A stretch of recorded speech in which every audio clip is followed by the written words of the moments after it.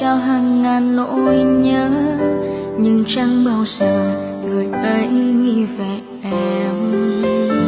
Có một người với em là tất cả, nhưng với người ta em chẳng là gì cả. Có một người ở bên em sẽ nở nụ cười, nhưng khi quay đi em lại bật khóc. Đừng nhìn em khóc mới biết em đau, đừng nhìn em đi mới biết em tồn tại. Chỉ biết đừng lại nhìn anh tim em đau thắt lại, giọt nước mắt hòa vào trong mưa. Giờ lời anh hứa chỉ thế thôi sao, chẳng cần bận tâm bao ngày ta bên nhau.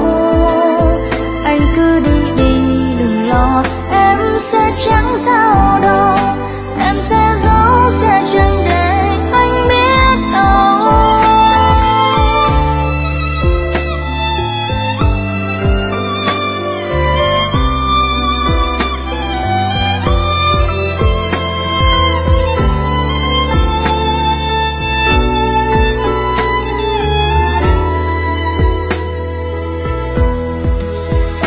Có một người với em là tất cả, nhưng với người ta em chẳng là gì cả.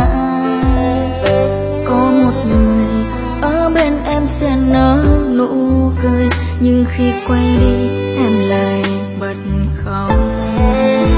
Đừng nhìn em khóc mới biết em đau, đừng nhìn em đi mới biết em tồn tại.